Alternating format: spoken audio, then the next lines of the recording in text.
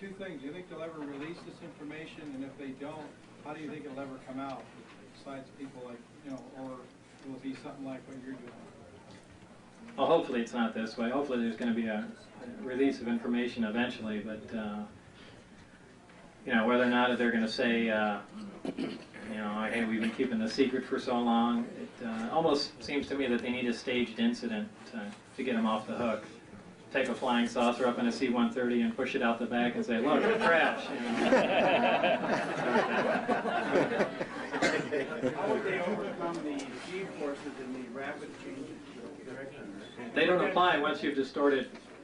Distorting gravity, essentially having a gravity amplifier, distorts time and space, and those really don't apply. There's no interaction. So there would be no effect on humans either? No, there's no effect inside at all.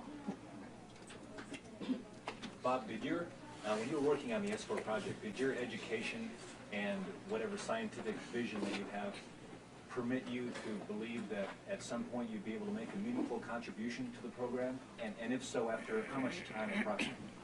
I was always in serious doubt whether or not they were going to get rid of me because I had, there really wasn't anything that I could contribute. I wasn't an expert in any particular field that they were dealing with. So, I mean, I made some contributions as far as determining what element they were dealing with was, but... that was significant, right? Yeah, to some degree. I was wondering, when you were at MIT and Caltech, I forgot if you had a master's degree or doctorate or whatever, but did you come from a pretty, was your education pretty traditionally grounded as far as your own views, as far as physics and what is common knowledge, as opposed to theoretical things? And in other words, how surprised were you when they started showing you all of this hardware and these concepts that could do things that is really... Oh, very. I was... How long did it take you to like start grasping that when you began? Even when I was reading the documentation, you know, the alien question really never entered my mind. I kept pushing it off to, you know, all this group of scientists secretly came up with. Now, I never, and I just had a mental block against that because I always thought flying saucers were totally ridiculous, and the people that, you know, really paid attention to such phenomena were just out in left field. You know, they belong. Thanks, Bob. But it really made very little sense to me that you know, anyone would deal with something like that.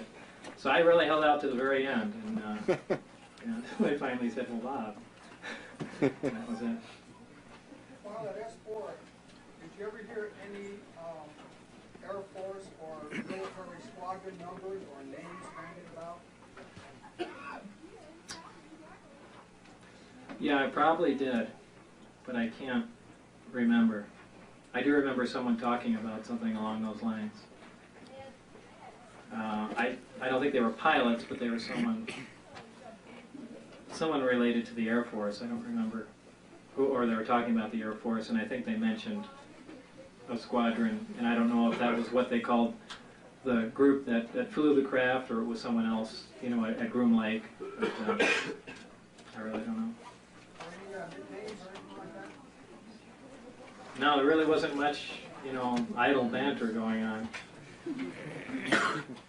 As far as like the gravitational field with these crafts and so forth, if you were to amplify it enough, could you enlarge the area that you want to take? In other words, could you move more than just the craft itself, say 2 crafts under the same power source and so forth?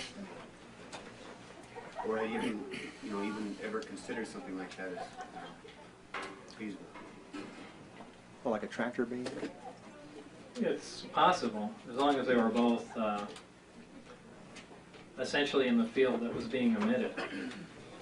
I really don't know what, you know, how the level of energy relates to the amount of mass that can be bent that way, or how the amount of space that can, those numbers I really don't have, so it's just a guess. Do you think it would be feasible? What kind of control Probably. systems? What kind of control or instrument systems do they have? I really don't know. That anything that I assume was control systems or instrumentation was up above, and I think that's where the navigation computation took place. And I dealt with only the power-hungry components, essentially.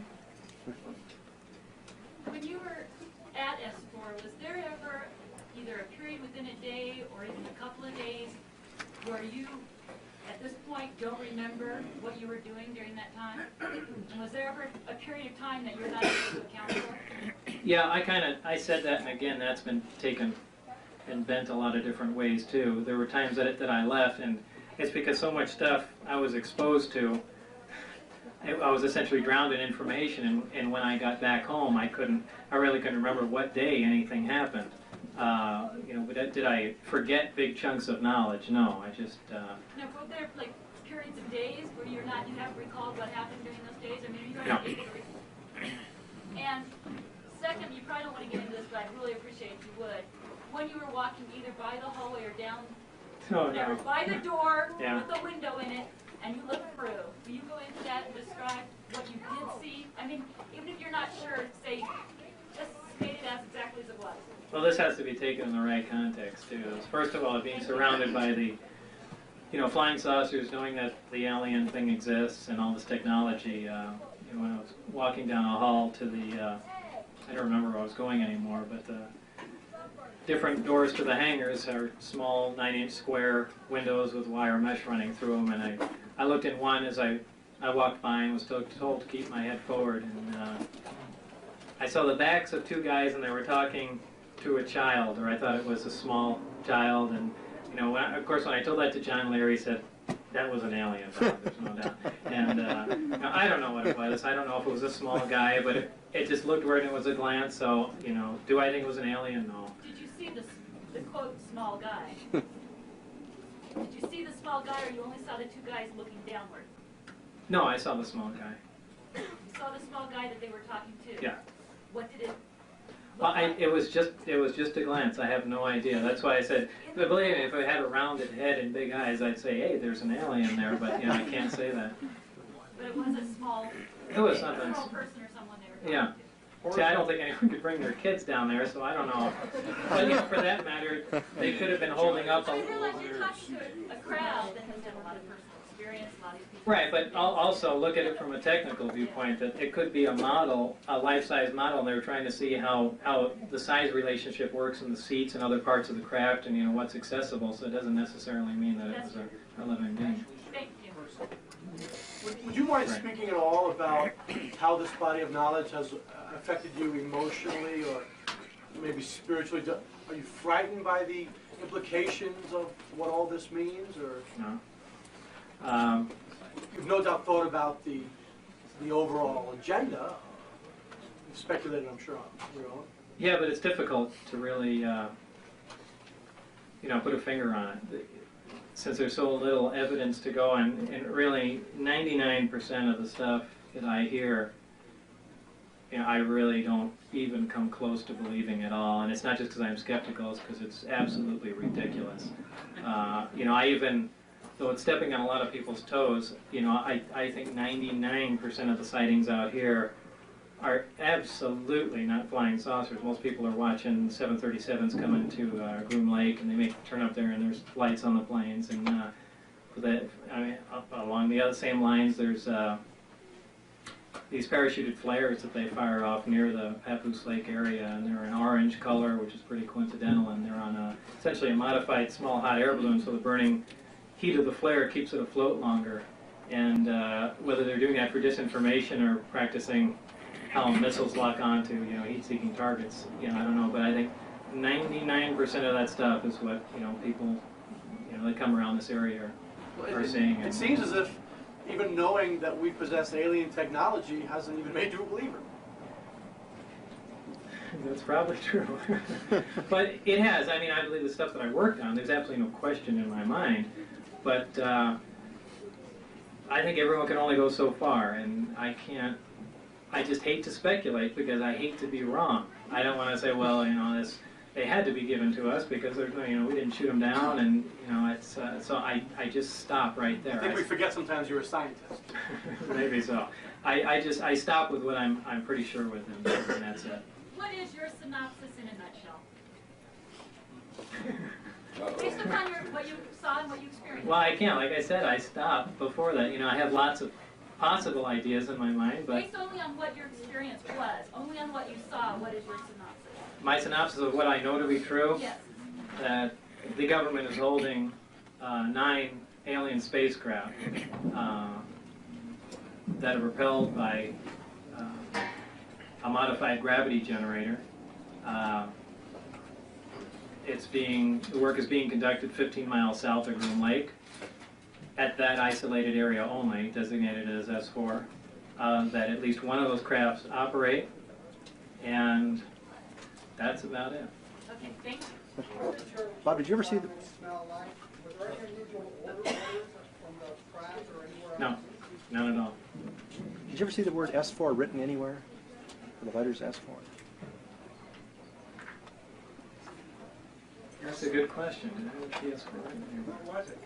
What was the question? The question is, did he ever see S4 written anywhere? On your badge? Yeah, the S4 was punched out on the badge. Punched out, so you never saw it then? That was more along the lines of I was thinking was a sign, and I think, because it's hard to see, I think near, when you approach the Papoose mountain range, that there is a sign that designates it as S4, but if I'm pretty sure I saw a sign there because I can only see out the front window when I'm going through there, and I'm really not sure what it said, but since most other signs designated it's an area or tech area or something along those lines, that might have been S4 if that's what you're referring to. So you just heard it orally, S4 orally, and that's how you know to designate it then? Well, yeah, and as someone else mentioned on the badge, it was star punched out there. But as far as an actual sign to the area, I didn't see it in any other writing. So did you ever see it on the badge? Though, since it was punched out, you wouldn't see it. Well, that's it. It really says it directly above it. I mean, the star punch. Oh, so how was it written? S4? S-4. Oh, a dash. There is a hyphen in there? Yeah. Oh. Because Bill Moore's making a big thing. I says, how do you write it? He's talking to George Knapp, trying to debunk the whole thing. How do you write S4? You know. Does it make a difference? Right. Well, that's what you call picking nits. Yeah. Well, I know there's a lot of people that don't believe the story, altogether. But it's difficult. There's really a limit to what else could I possibly do, to show people what happened, other than relaying some of the information and things along those lines. But, what kind of work are you doing now? a variety of things. I mean, everything from I have 3 separate companies. One is deals with commercial photo processing. The other one is developing and repairing alpha radiation detectors for radiation off of plutonium, which unfortunately that's going down the tubes because they stopped the testing out here. And I do computer graphics, a lot of that, and actually music videos, believe it or not. Are you still building and racing jet cars? Well, I don't do it for money anymore. Now I just take the jet car out and run it around. But I kind of got scared when I originally started racing jet cars. There were like 25 people or something along those lines that were licensed to drive, and now there's like 7. And the guy, when I stopped racing, the guy that trained me crashed. So everyone else is dead. So I don't race anymore. You still have the Lamborghini? The body's sitting in the backyard. The car I take out once every couple of weeks to the dry lake and play around. 2 questions. Do you have any idea how they achieved that proton source at a steady stream of such a small reactor? It could be a radioactive element. I mean, you could use. Well, a proton source could certainly be. They could be using alpha particles for that matter, which is essentially a helium nuclei, and there's lots of elements that can do that. The other part is, in the video we saw, the badge had the letters in capital letters, M-A-J, written turnover side. Was that actually on your badge? Yeah, that was really on there, and I was told Majestic was the level of clearance that was cleared for. Now, that makes you wonder about Bill Moore's thing at the MJ12 documents and all that. Or is that actual, or considering that these guys had made posters that they're here and things like that, they could have taken Majestic and made it the name of it just as kind of a tongue-in-cheek thing, you know, or was that actual evidence that you know, Majestic 12 actually existed and all that. So.